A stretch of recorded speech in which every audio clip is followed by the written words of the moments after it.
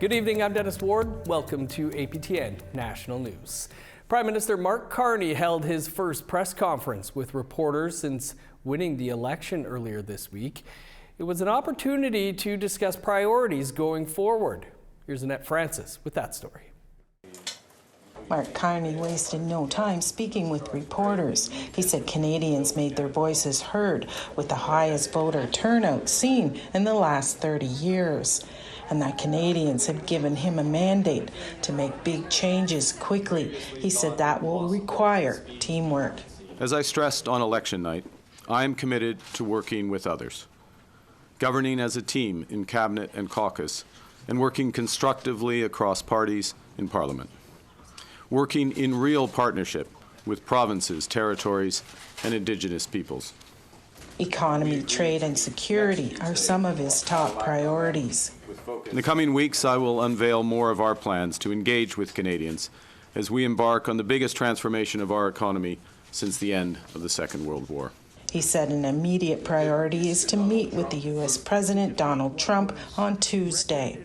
Our focus will be on both immediate trade pressures and the broader future economic and security relationship between our two sovereign nations. My government will fight to get the best deal for Canada. We will take all the time necessary, but not more, in order to do so. Border security will also be strengthened with dog teams, drones, and 1,000 more border security officers to fight the traffic of guns and drugs. We'll strengthen Canadian law enforcement by hiring 1,000 more RCMP officers and giving law enforcement more tools to fight crime. We will toughen the criminal code and bail laws for those threatening the safety of Canadians, including making bail harder to get for those charged with stealing cars, with home invasion, human trafficking, and smuggling. A new cabinet will be sworn in on May 12th, and Parliament will resume May 26th. According to Carney, King Charles will travel to Canada later this month when he will deliver the throne speech on May 27th. Annette Francis, APTN National News, Ottawa. A Conservative MP-elect from Alberta says he will resign to allow Party Leader Pierre Poilievre to run in his riding. Damien Currick from the riding of Battle River Crowfoot says his decision will allow for Poilievre to run in an upcoming by-election. Earlier today, Prime Minister Mark Carney said he would hold a by-election as soon as possible if one became open to let the Conservative leader run. Poilievre came up short in winning his riding in Ontario on election night. The death of a man in Skidegate on Haida Gwaii, British Columbia, has created a movement called Justice for Luke. On April 22nd, police say Luke Pearson, who was 32, was intentionally struck by a vehicle in Skidegate and later died of his injuries. 32-year-old Tyson Young is charged with second-degree murder in connection with the incident. Chief and Counsel banished Young's family and some of their friends and tore down their houses, accusing them of dealing drugs. The families left Skidegate under RCMP escort because they were the targets of angry crowds along the way and were denied services such as food and gas. BC Regional Chief Terry Teague is from one of the communities. Making sure the people that were leaving don't enter their territories, and I think it was a function of safety, but also I think what we're seeing here is the frustration with the opioid crisis, is the frustration that administration and perhaps First Nations who saw or witness or are related to or know somebody that has died from the opioid crisis. I think this is the culmination of a lot of frustration. Our prayers and our thoughts go out to the Luke Pearson's family, also the community of Skidegate and Haida Gwaii. Meanwhile, members of the Ross River Dene Council in the remote Yukon community held a rally on Thursday in protest of what they say is rampant drug dealing and bootlegging in their community. Organizers say roughly 20 people participated in the protest. They say despite Ross River being a dry community, drug use, alcohol addiction, and bootlegging is harming many who live there. Cynthia Dick is a community member who helped organize the protest. She says the issue is impacting her family and she would ultimately like to see known drug dealers and bootleggers banished. And we want to have a healthier community. We want our people to be better. And it's sad to see them struggling with addiction. And these people are getting away with it. A new development in the giant mine remediation project in Yellowknife has surfaced as the Clecho government have entered into a new agreement with the Canadian government. A March 6 press release from the Clecho government says they signed a 10-year economic benefits agreement with Ottawa. Clecho will receive $1.9 million a year until 2035. The funds will be used to train Clecho citizens who wish to work on the remediation project. From its opening in 1948 to its closure in 2004, over 7 million ounces of gold was extracted from the giant mine. When it closed, 237,000 tons of deadly arsenic trioxide remained on site. Co-run by Canada and the Northwest Territories, the remediation project aims to manage the waste responsibly by the year 2038. Preparations are underway for Red Dress Day on Monday. We'll take you to one of those events after the break.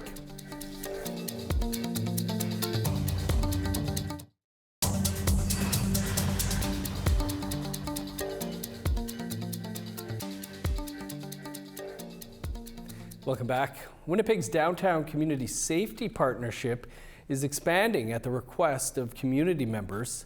A new team of Indigenous women will focus on strictly serving other Indigenous women in the city centre, utilizing their experiences to connect and support our relatives. Sav Jonza has that story. Out on the town are members of a new Indigenous women's support team. They are part of Winnipeg's Downtown Community Safety Partnership, a 24/7 non-emergency organization of teams that aim to support and assist people in the city centre. DCSP Executive Director Greg Burnett says this new team is a direct response to community calls for better protection of Indigenous women. There's an overwhelming need for this. The Manitoba government is providing more than $350,000 to DCSP for the Indigenous Women's Support Team, which are paid positions. The 8-member team will soon receive a vehicle and specially marked clothing so they are easy to spot. I think that this is something that all Manitobans can be proud of and can show the commitment of our government to prioritizing the safety of Indigenous women, but also leaning into public safety.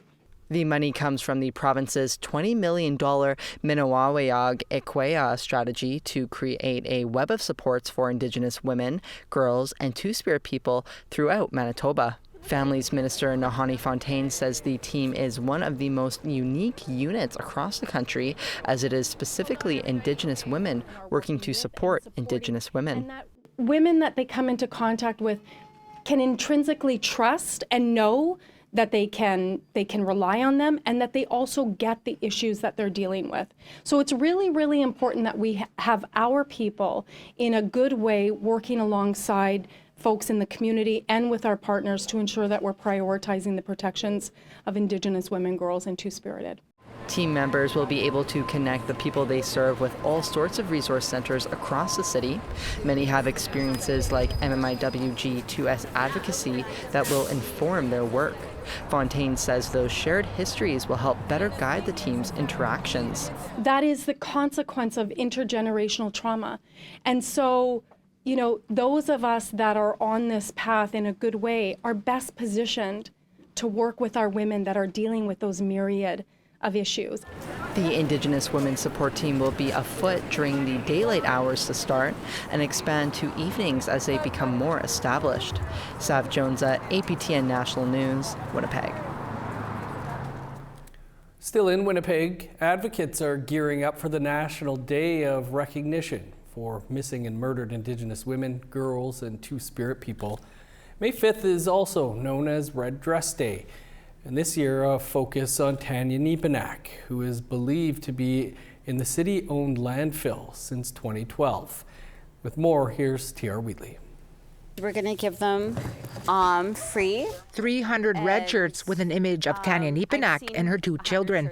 Marie of Pretty East Van Designs in Vancouver started a GoFundMe to get this project going. I feel the design really speaks to what's happening right now, is that she's got these 2 beautiful children who need her. Yes, they're adults now, but they still have trauma. The shirts will be worn during a walk through downtown Winnipeg on May 5th, National Red Dress Day. As a survivor of human trafficking, she wants to lend her voice to the cause, in the process sharing her healing journey with other Indigenous women. I had an experience in my 20s where 2 men almost killed me, and I fought these men and I got away. And I don't know why Creator gave me that strength to live, but I was supposed to die that night.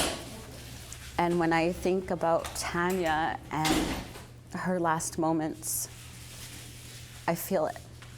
I understand what it feels like to know that you're gonna die. This is her second campaign for families in Winnipeg. She also helped with the Search the Landfill movement for Morgan Harris and Mercedes Myron. Rebecca Contois, Harris, Myron, and Ashley Shingus were all brutally murdered by a serial killer in 2022. For 2 years, the families fought to get the privately owned Prairie Green landfill searched. So I did that with Count Morgan, and it seemed to create a lot of support for them. This past February, after 3 months of searching, Harris and Myron's remains were found. Then, back in March, Winnipeg police also announced the remains of Shingus are believed to be in the city-owned Brady landfill, and a search would happen. That same landfill is where they believe Tanya Nipanak's remains are. In 2012, she was announced that she was also a victim of a different serial killer. At the time, WPS only searched for Tanya for a week. When you think about her in the landfill, and they're not going to get her, and then I think about me, like, what if I passed away? They would have never looked for me, nothing. The province has been in discussions with the Nipanak family about expanding the search to include Tanya. But so far, no dates have been announced as to when that search will begin. T.R. Wheatley, APTN National News, Winnipeg. An Anishinaabe artist from the Temagami First Nation in Ontario will receive recognition for her contribution in the performing arts. Sandra Laronde is a recipient of the 2025 Lifetime Artistic Achievement Award in Dance.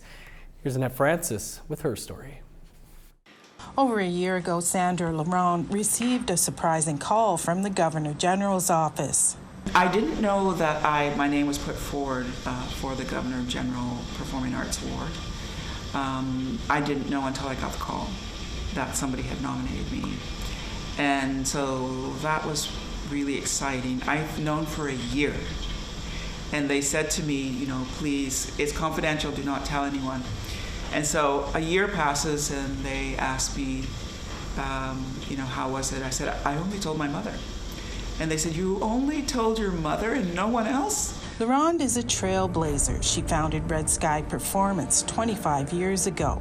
Since that time, it has brought Indigenous dance, music, and theater to the world. We just came back from Europe, just came back from Germany and Austria, and we toured there before, where we did a 5-week European tour a few years ago, but it was nice to be back with a different show just recently. Laronde grew up in Temagami First Nation, where sports was always her passion. But after university, dance and theater became her focus. She says those experiences growing up influenced the creation of everything she does at Red Sky. Laronde has seen a lot of change over the past 25 years. When I started the company 25 years ago, it was much more difficult. A lot has happened in 25 years. When I first started Red Sky, I could count on one hand how many times I saw anything on a main stage. And then fast forward now, it's a different time, you know. And working with media at the beginning was challenging because they would ask often very stereotypical questions. And you'd have to find a really creative way of turning the question around and then answering a better question. Laronde has also written a children's book called She Holds Up the Stars. She says a live stage production of it is in the works. Because I don't want to do a simple adaptation of the book, because I want to bring in, obviously, music, orchestral music, and life-size puppetry. So the horse is actually going to be a life-size horse, but it's puppet with 3 people moving this creature, so it looks like a horse on stage. And I'm now adapting it, and it's a different style of writing a play, so that's what I'm doing right now. I'm in the throes of it right now. I love it, but Laurent will be presented with her award in Ottawa at Rideau Hall next month. And at Francis, APTN National News, Toronto. And a big congrats. A new episode of APTN Investigates premieres tomorrow night. We'll speak with the reporter behind the documentary after the break.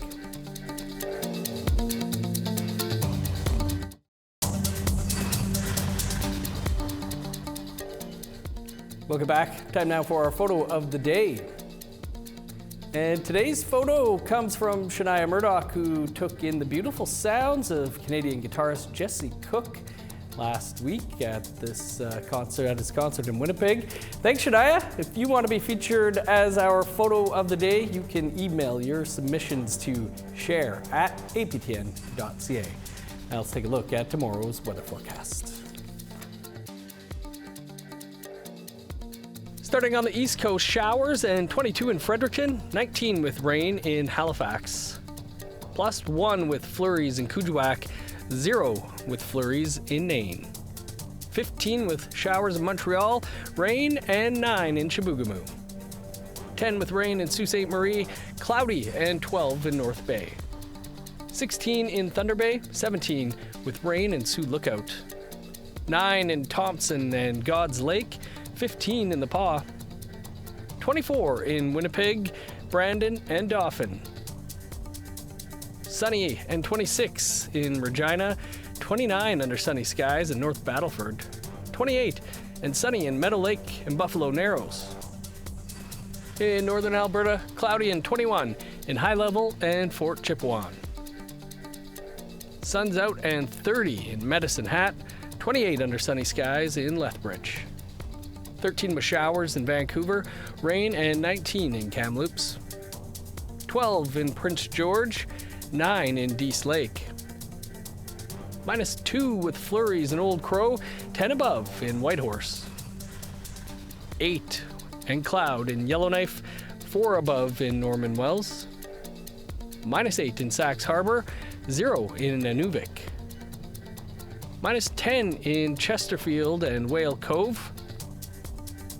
-7 in Resolute, 13 below with snow in Igloolik.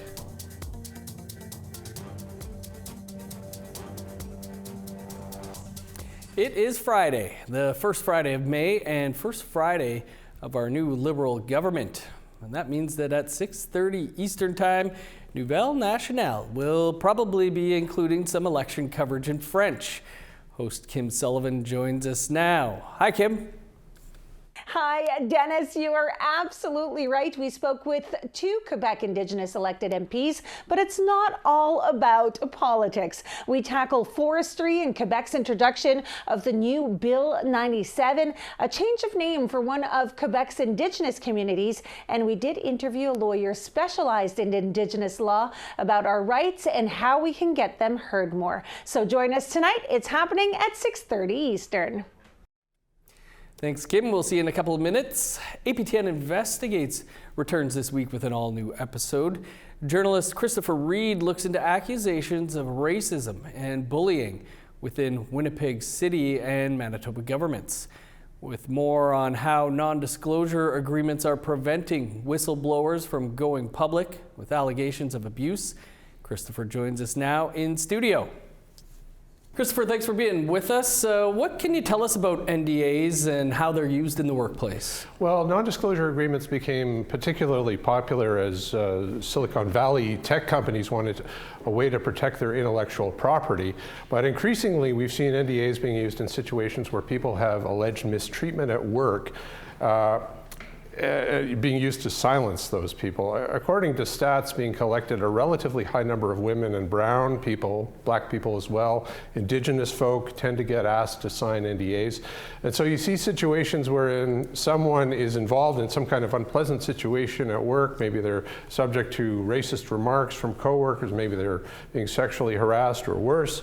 So then HR investigates and they offer the alleged victim a compensation package. The victim's job might be terminated. That's a fairly common scenario in this type of situation. And the victim is asked to sign a contract promising to remain silent about everything, as in you can't tell your psychiatrist, your wife, your priest, your elder, you can't tell anyone ever what happened. You may be compelled by a court or a regulatory body to talk, but in many cases those would be the only exceptions. And if you talk, you could be prosecuted. Wow. Well, you speak with two men who were asked to sign NDAs after alleging mistreatment at work. What happened to them? Well, one of them is Marcel Williamson, a First Nations man who worked in IT support for the Manitoba government. He complained about anti-Indigenous things he alleges were said to him at work. He also filed police reports about 2 alleged assaults that were ultimately unprovable. But the end result was that he was terminated, offered compensation in the tens of thousands of dollars, and asked to sign an NDA. And he refused the NDA and hasn't received any money. Our other main interview is Dennis Smith. He's a Métis man who works for the city of Winnipeg, still has his job, needs his job. He was subject to workplace bullying and racism that was largely confirmed by a third-party investigation. And so his union, QP 500, negotiated a deal where he'd lose his job, sign an NDA, and get $20,000. And he wasn't very happy with that deal or his union, and he refused to sign. And he still has his job. Both of these men are looking for better resolutions, and they don't want to sign NDAs. You also have Julie McFarlane, an ex-law professor who's got NDAs in her sights. What's she trying to do about this? Well, McFarlane's written a book that details her own personal NDA fight against the Church of England, and she co-runs a campaign called Can't Buy My Silence. She's currently, she has the ear of the Manitoba government, and she's encouraging them to enact legislation that would ban or restrict heavily the use of NDAs to silence victims of harassment or sexual abuse. And McFarlane advocated for similar legislation in PEI. That's already in place. So she has a website, which is a platform for people like Marcel Williamson to go public with their stories.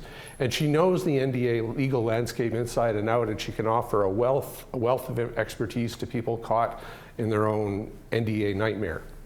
Well, interesting and troubling stuff. Christopher, appreciate you speaking with us about it. My pleasure. And you can catch APTN Investigates Unmuted, airing tomorrow night on APTN at 6:30 Eastern Time. It's all the time we have for your APTN National News for this Friday. For news anytime, though, you can visit our website, aptnnews.ca. I'm Dennis Ward. Marcy McGuitch, thanks for being with us. Stick around. Kim is up next with your French language news. Have a great night.